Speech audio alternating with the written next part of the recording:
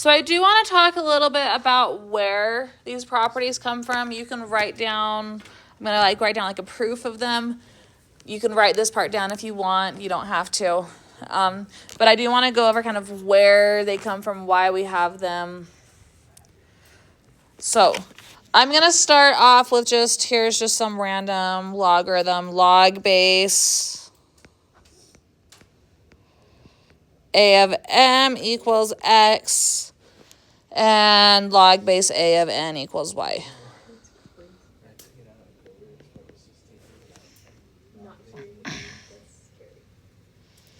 And then I'm going to put these in their exponential form.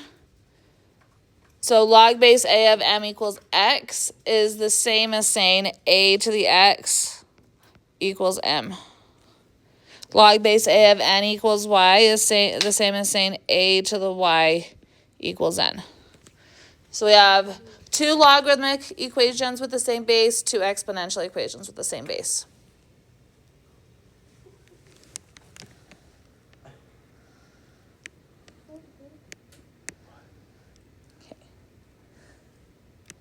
So we're going to look and see what happens when we multiply these together, and then we're going to see what happens if we divide them. So I want to see what happens if I go a to the x times a to the y. See what happens if I go a to the x divided by a to the y.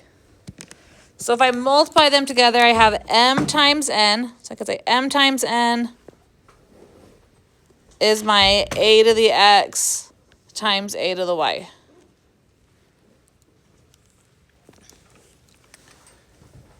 What do I do with exponents? So if I'm multiplying with the same base, what can I do with their exponents?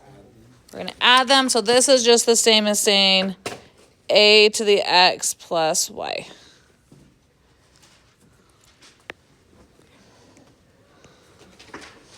So then I can go ahead, I'm going to put this back into the log form.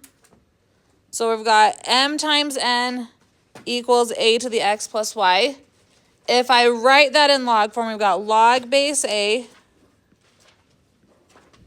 The answer should be the exponent, so it's log base a of m times n equals x plus y.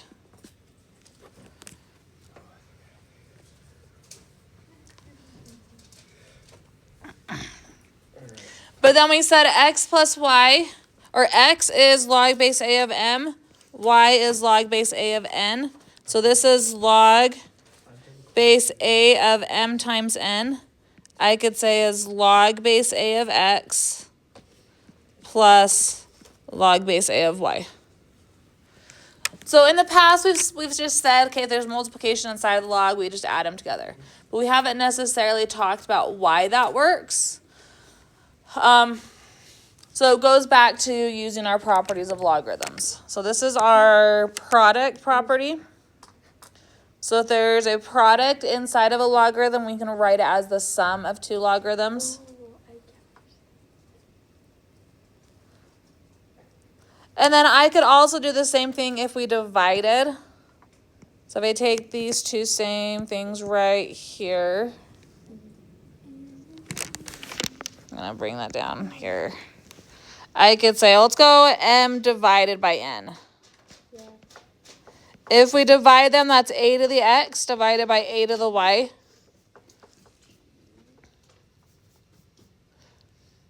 What do I do with those exponents when we divide? Going to subtract the exponents. Good morning. So I divide. So m divided by n is a to the x divided by a to the y, which is a to the x minus y. Once again, put this in log form. Log base a of m divided by n is equal to x minus y. So take that from the exponential form to the log form. So I'm just looking at just using these two parts to get that.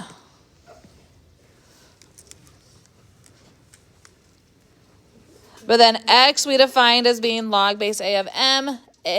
Y was log base a of n. So I can say log base a of m divided by n, whatever m and n are, is log base a of x minus log base a of y. So this is what we call our quotient property. So I'm saying if I divide inside of a logarithm, that's just, except for that it shouldn't be an x and a y, that should be an m and an n. I just realized both of these, I shouldn't have been writing x and y's anymore. There should have been an m and an n. I got a little bit not paying attention to what I was writing. Good morning. Okay. So yeah, I should have been using an m and n here. Should have had an m and n here. So dividing inside of a logarithm is the same as subtracting. Multiplying inside of a logarithm is the same as adding two logs.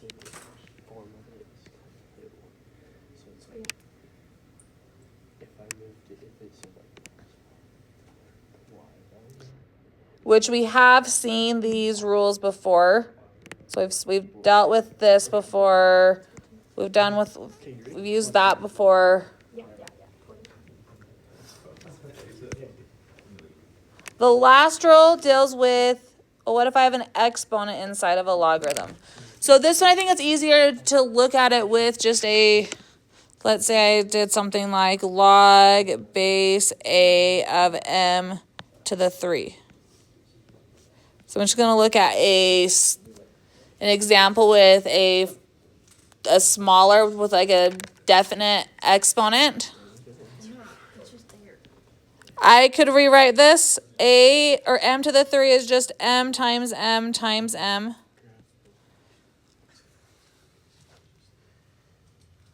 And then using this rule right here, I can write this as the log of, or the sum of 3 logs. So log base a of m plus log base a of m plus log base a of m.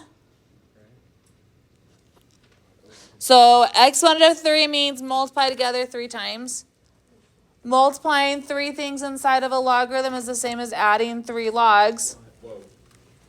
And then how can I write this so instead of writing the same thing added 3 times, it's the same thing as, okay, so if it was multiplying together 3 times, it would be cubed. Just be 3, we're just going to times by 3. So this is equal to 3 times log base a of m. So if I'm saying I've got log base a of m to the 3 is 3 times log base a of m. What do we do with that exponent? Where'd it go to? Bringing it down. We brought it down to the front. So these are our 3 log laws. I feel like normally in the past, when we do this, we just say, here's your rules, just deal with it. They work. Somehow they work. But I think it's helpful to understand the relationship to the exponent rules that we already know about. Okay, so I do want to write these down, summarize them, put them all in one place, just so we can see them. So these are our laws of logarithms. I'm going to say log laws. So let's write down. All of this, just as always, we're going to assume a is not equal to 1 and a is greater than 0. Cool, so we're looking at our base. And then assume that anything inside of the logarithm is also greater than 0. So the first one is with multiplying inside of a log base a of m times n. And really this could be any number of things that are multiplied. There could be 15 things that are multiplied. Then that would be 15 things that are added. This is log base a of m plus log base a of n.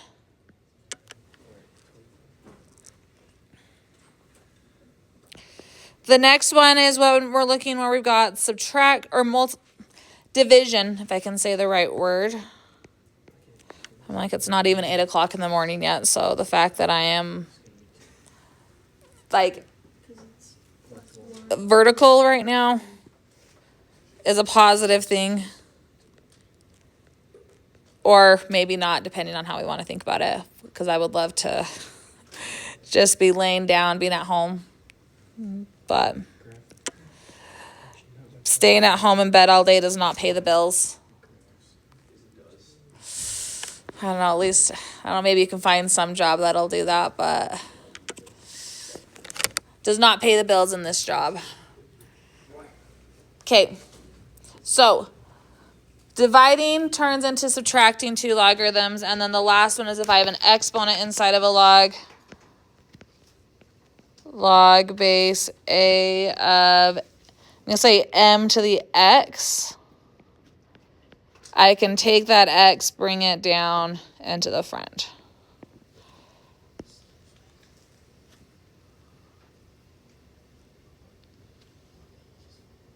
So depending on the purpose of the problem, with what we're working with, sometimes we want to start with a single log and break it up into multiple logs, or sometimes we want to take multiple logs and combine it together. So if you ever take calculus in the future, this is one thing that is done to make, depending on what you're doing, you can take something where we've got a lot of complicated things going on, right, and we can split it up into smaller, where each individual piece is less complicated, or sometimes we do want to take a lot of things and combine them together. So that's really where I've used this a lot, is like in a calculus class. There are other applications for these as well. So we can take, and I could give you something like this. So for this first one, I'm going to say, let's go log base 4 of 2 plus log base 4 of 32. So each of these are ones that we could find out what they're equal to. This one's going to be a half. This one's going to be 1.5, or 2.5. So I could go and figure out what each of those are equal to and then add them. Or my log property says, well, let's just combine them together. If I have two logs that are being added, if I want to write that as a single log, what am I going to do with the 2 and the 32? What does this right here tell us to do? Multiply them. So this is going to be 2 times 32, which would be log base 4 of 64. And so now at this point we can say, well, let's try and find an exponent that I can put on a 4 to get a 64.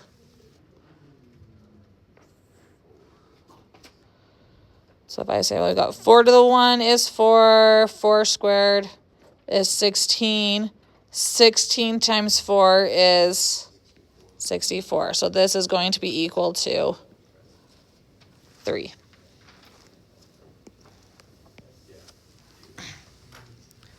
So it is possible we can say, well, I know the square root of 4 is 2. We could look at some fractional exponents to turn, what exponent could we put on a 30 or on a 4 to get a 32? It would end up being 2.5 or 5/2. So these are ones that we, in this case, we could have gone and found them each individually as, rational numbers. I could have also given you something like this. This one is one that we wouldn't be able to do without our log properties or without using our change of base formula that we're going to talk about in a few minutes.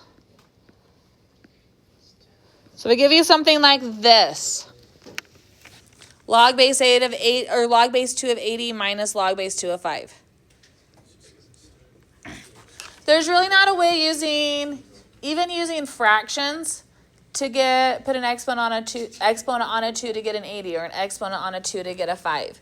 In order to do that, it would have to be irrational numbers. But I can try and do this with my log properties, where I can say this is log base 2. If I have subtraction, what does that turn into when I put it into a single log? Turn it into a fraction. So it's going to be your division at 80 divided by 5, which is log base 2 of 32, or not 32, 16. Sorry. Looked at the 32 from the last problem. So log base 2 of 16. Then I'm going to say, well, what exponent do I put on a 2 to get a 16? So we got, and a 2 squared is 4, 2 cubed is 8, 2 to the 4 is 16. So that's going to be a 4.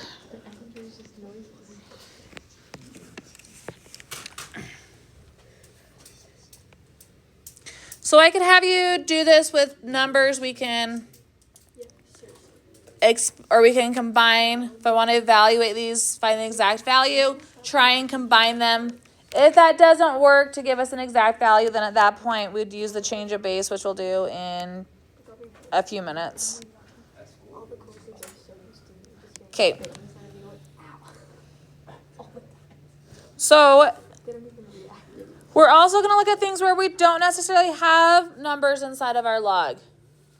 So I could say, let's, what was that? Okay. So I could say something like, let's expand each expression. So when we're expanding, our goal is to have no multiplication,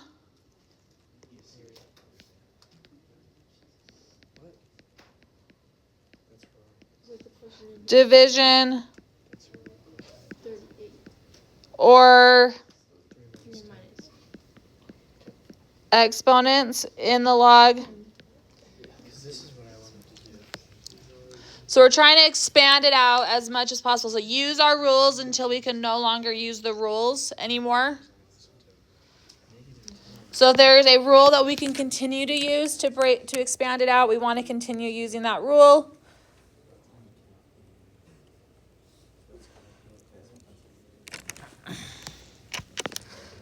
Okay. So we could start simple where I say, let's go log base 2 of 6 times x. Almost started doing the problem before writing it down. So log base 2 of 6x. So we want to use as many of our rules as possible, expand it out till we can no longer use our rules. So this one's just pretty basic. I just have 2 things that are being multiplied. So if I have multiplication, what does that turn into when we expand it out? So there's multiplication inside of a log. When we do our 2 logs, what operation do I put in between them? We're going to add them. And then if you really, really wanted to, you could say, well, 6 is 2 times 3, and you could expand that out any further. But unless this log evaluates to be, like if this had been a 4, I would want you to evaluate it.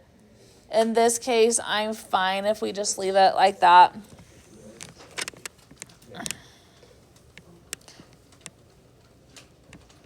So once you get to a point where you have a number inside of a log, see if we can evaluate that and make it a nice number. If it doesn't end up being a nice number, don't worry about trying to break it up even more. Just leave it as log base 2 of 6. If we really wanted to, I could say that's 3 times 2, so that's log base 2 of 3 plus log base 2 of 2. And then if I really wanted to, I could say that's log base 2 of 3 plus 1, because log base 2 of 2 is 1. But I'm okay if we just say log base 2 of 6. So I can do it where we just have a single multiplication, single division. Then we just break it up as a single addition or subtraction. Okay, questions on A? Okay, so for this next one, I'm going to go a little bit more complicated. Log base 5 of x to the 3 times y to the 6. So this one does have multiplication. It has exponents. So we have to realize that the exponent rule, right here, I'll come back down in just a second. We just have just a single exponential piece inside the logarithm. So we can't take this number that's as the exponent and bring it down to the front until we get it so it's just a single exponential piece. So that means we need to split up the x's and the y's. So we'll do the same thing we did right here. This is going to be, we have multiplication, so this would be log base 5 of x cubed plus log base 5 of y to the 6.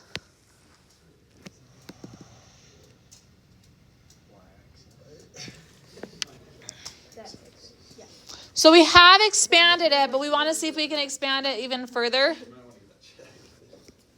So we're going to look and see if there's anything we can do to this first log. What do I do with that 3? Put it in the front. So this is going to be 3 times log base 5 of x. And then what do I do to the 6 in the second logarithm? I'm going to bring it to the front. And then since we just have an x and a y inside the logs, I'm just going to leave it as is.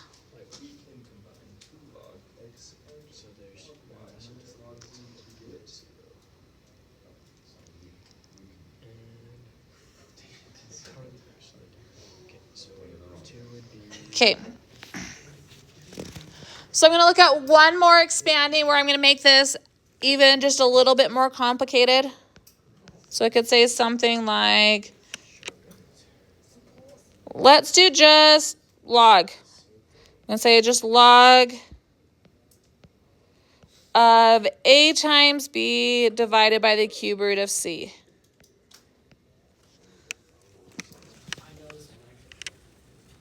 What do we assume the base is unless I tell you otherwise? 10. Base 10. So when I'm looking at this, I see a fraction. If I see a fraction, so we've got just something divided by something, I'm going to try and split that fraction up. So the fact that there's no exponents outside of the fraction, there's no additional multiplication outside the fraction, I'm just going to go ahead and split that fraction up. So I'll split the fraction up by doing log of a times b minus log of the cube root of c.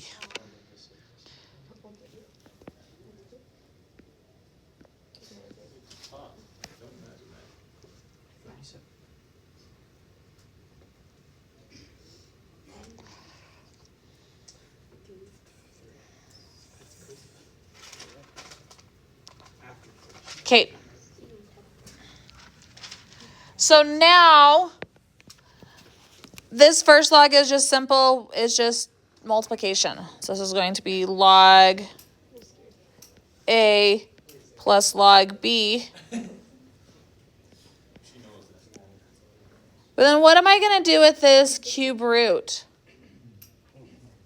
Is there any way that we can use some sort of log rules to help us with that cube root? You can uncube the root. Okay. Okay. You can turn it into the exponent. Turn.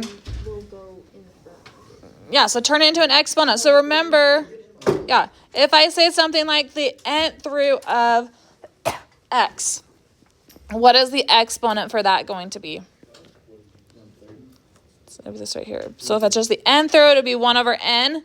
So if I do the cube root, that would actually be an exponent of 1/3, yes.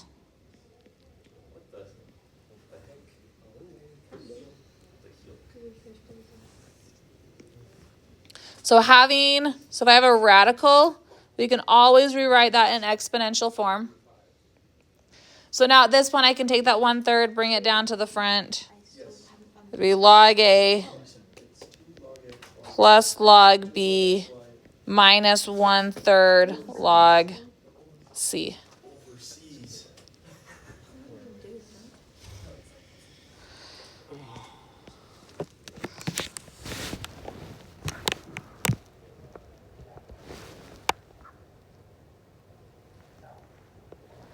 Okay. So this is expanding things out. So we want to get it basically so expand it out. So look and see if there's a rule we can use. If we can still use one of our laws, our log rules, keep doing so. If we can't use them anymore, then we're done. So in this case, it's just an A, just a B, just a C. Okay, I want to write that as Okay. The other thing that we're going to do with these rules is we're going to go from this side. I'm going to start here and try and end up here. We can go both ways. So for this next one, 120. we are going to combine 1/4 times into a single log. So when I do this, so it's just a single logarithm, which means my answer should either have just a log written once, or if it's an ln, just an ln written once. So I'm going to do 2 of these, and then I'm going to give you some rules that are not real rules that I know that you're going to try and use. So I'm going to just give you some non-examples. So before we get to that point, I'm going to give you something like this. 3 times log base, I don't know, 4 of x plus 1/2 times log base 4 of, maybe we can go like x plus 1. And I want to combine this into a single logarithm.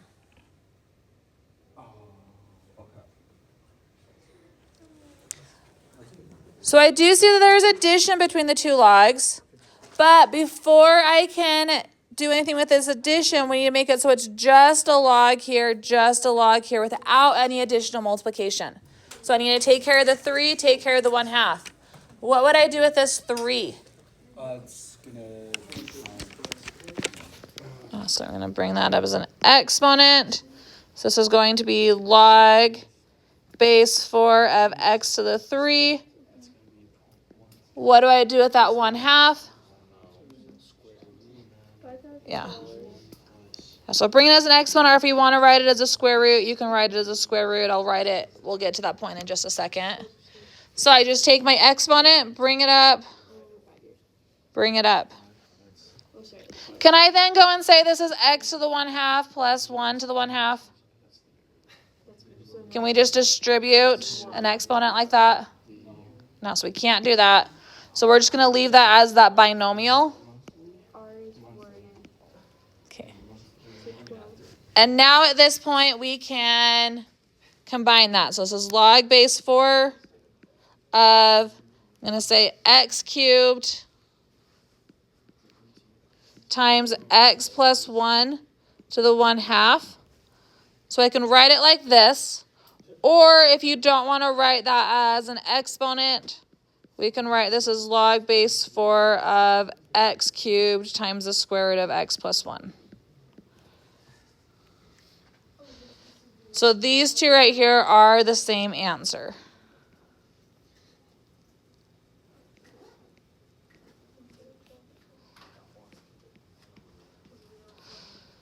So I honestly don't care which way you leave that. If you had something like this and you want to leave it with a fractional exponent, leave it as a fractional exponent. If you want to rewrite it as a radical, rewrite it as a radical. Okay.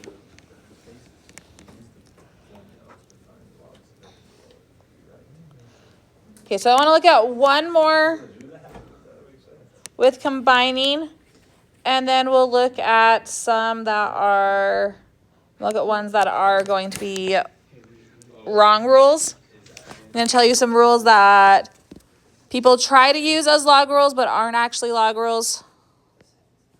Okay, so I'm going to go something like 1/2 ln of t minus 3 times the ln of t, or I'm going to do like a q, minus 4 times the ln of t squared plus 1. So something like this. So first off, if I see an ln, what's the base of that logarithm? It's base e. Okay. So as I'm looking at this, I'm seeing that we have these 2 subtractions, which that means we're going to have a fraction and then another fraction. One thing that I think is easiest if you have 2 subtractions is to factor out a negative. So make it so we don't have as many subtractions, Because subtractions are going to turn into fractions, and then fractions upon fractions is just ugly. So I'm going to start on this one. I'm going to factor out a -1, which is then going to turn this into, we're going to have an addition. And actually, as I'm doing this, I'm going to kind of combine some steps, if you guys are okay with that. What could I do with this 1/2? Where's that 1/2 going to end up going? Yeah, so all of these are going to end up as your exponents. So you can either, actually, I think I'm going to write this out in separate steps. If you want to, at this point, be writing those up as exponents, you're welcome to do that. So with a lot of this, if you can kind of see where it's going, because I can actually see, like as I'm looking at this, I know exactly what my final answer is going to be without all the middle steps because I've done these enough.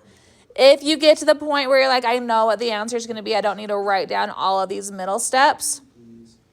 I'm okay if you skip some of those steps, but you have to be careful because if you're wrong and this is on a test, if your final answer is wrong and you didn't show me any of the middle steps, I can't give you as much partial credit. So it's kind of a double-edged sword there. If you feel really confident, if you had the correct answer without showing middle steps on these, I wouldn't take points off. But if it's wrong and there's no middle steps, I can't give you as many points.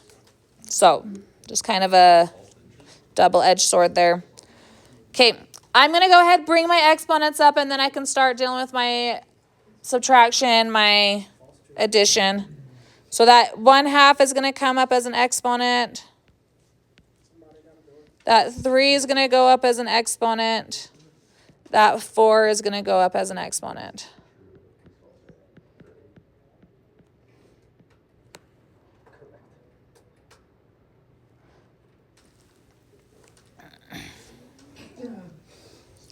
And now I'm going to deal with whatever's inside the parentheses. So this is going to be ln of t to the 1/2 minus ln of q cubed t squared plus 1 to the 4.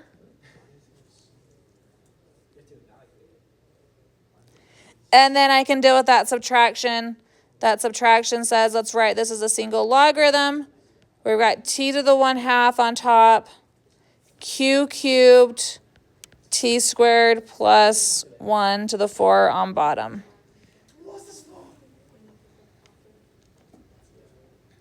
So I can write it with a fractional exponent, or if I want to, I can do that with a square root on top.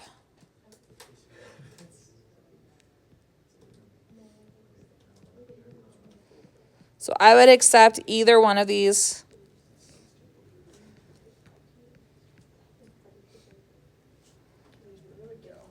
Those are both the same.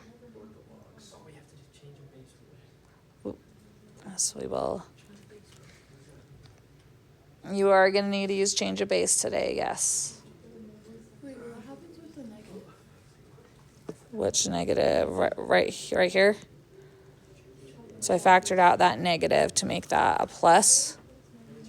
Oh, and then you turn. Yes, because we could have done it where we divided and then divided, but then we've got a fraction over a fraction, fractions over fractions just get ugly. So if I can make it so we don't have as many fractions from the beginning, make it so we just have a single minus. So when you're doing these, I think it's easiest if there's multiple minuses to rewrite it so it's just a single minus. Okay, questions on that?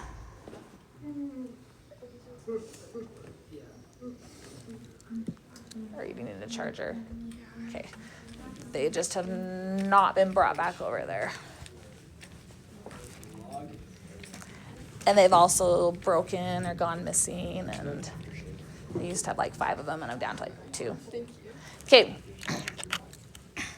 So the next thing is I'm going to do is I'm going to give you some wrong rules. I'm going to write down some rules that are not rules that I don't want you to use.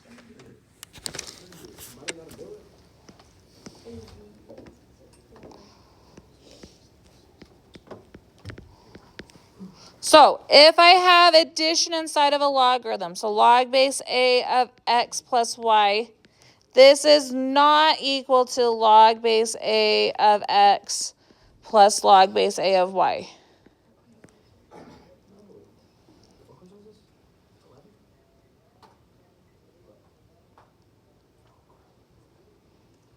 So addition inside of a logarithm, we can't do anything with that. Similarly, if I could also say log base a of x plus y is not equal to, we can't say it's log base, we can't turn that into multiplication. I could see some people thinking we can turn that into multiplication.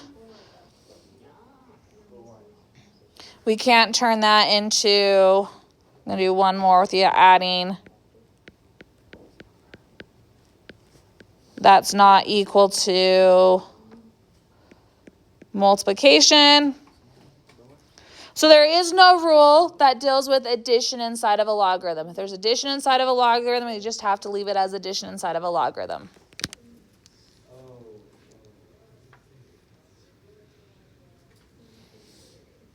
So these are all things that I don't want you to use. Okay. If we have multiplication of two logarithms, there's not a rule for multiplication of two logarithms. So if I say log base a of x times log base a of y, that is not equal to log base a of x times y. And it's also not equal to the logs that are being added. So I'm going to write one more with this. So that is not equal to log a of x plus log a of y.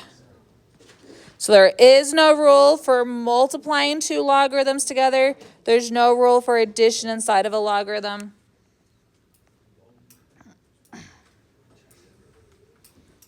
And then the last one that I don't want you to use, and there's probably other ones that I just haven't thought of, is if I have the entire log, so if log base a of x, the entire thing with an exponent, that is not equal to this. If the exponent's inside the logarithm, yes, we can bring it down in front. But if the entire thing has the exponent, if the logarithm itself has an exponent,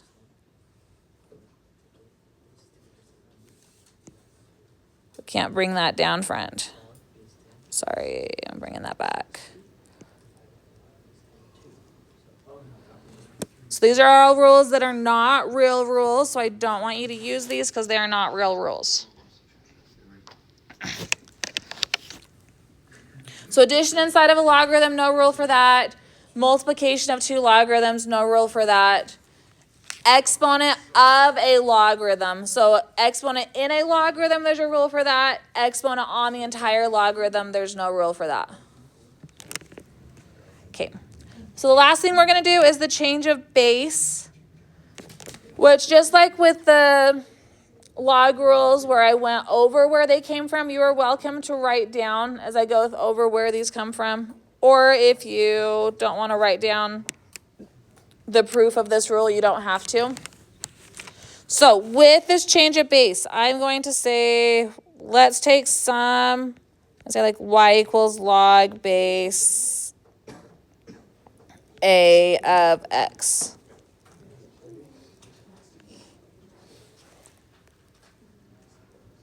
Actually, I'm going to do this as a b right now. Anyways, I'm going to say log base b of x. I'm going to turn this into an exponential equation. So this is the same as saying b to the y equals x. So these two equations are equivalent equations. It's just in two different forms.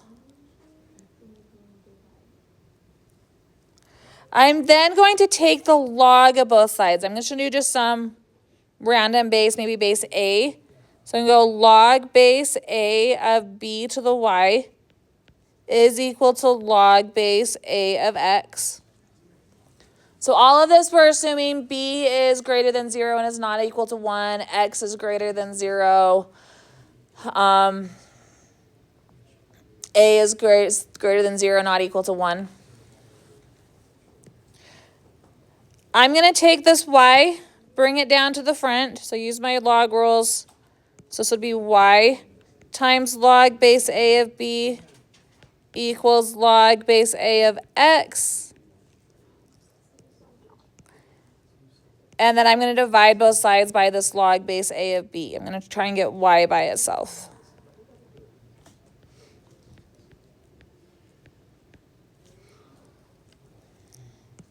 Which means I can say y is equal to log base a of x divided by log base a of b.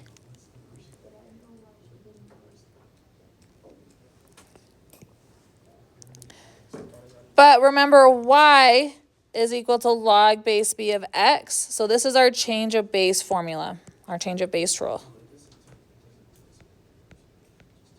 This is how we can move between bases of logarithms.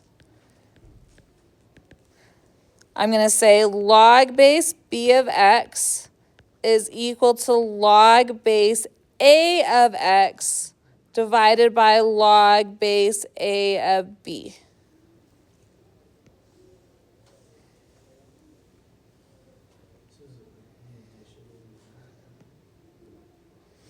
And usually when we use this, we use base 10 or base e. But you can really use anything you want. So you usually say a equals 10 or a equals e. Just because these are ones that are on pretty much any calculator. Some calculators will do different bases. So like if you have a graphing calculator will usually do different bases. There are some scientific calculators that will do different bases. My calculators that I have in my classroom, though, only do base 10 and only do base E. So the times when I want to use this is if I give you something like log base 8 of 5. There's no way that we can just come up with this. We can't say, well, let's try and do a nice integer or rational exponent and get a 5 on an 8. If this had been like a 4, then there's ways that we can look at powers of 2. But since 5 and 8 don't have any common, if we look at what powers we use to get them, there's nothing in common. We're going to have to use the change of base. So I'm going to do this 2 different ways, show us so we can see that it gets the same answer. If I use base 10, this would be log base 8 of 5. I could say is log base 8 or log base 10 of the big number goes on top, the base goes on the base of the fraction. So it's be divided by log of 8. And I want you guys, let's see. So before I put this in the calculator, I want to look at the base E, and then I'm going to have you guys put both of these in your calculator and see what we get. If we were to use base E, same thing. This log base 8 of 5 would be ln of 5 divided by ln of 8. So I want you guys to put this in a calculator. I would recommend when you're putting it in the calculator to use the fraction button. If you don't use the fraction button, you need to make sure you close the parentheses on the top of the fraction. But I want you to put both of these in your calculator, see what we get. We should get the same thing, but I want you guys to see for yourself that we're getting the same thing.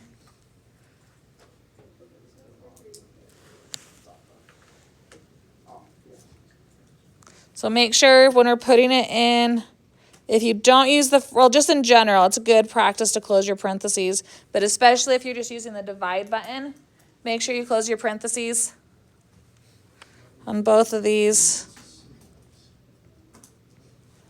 I want to see, do we get the same thing if we do both different ways?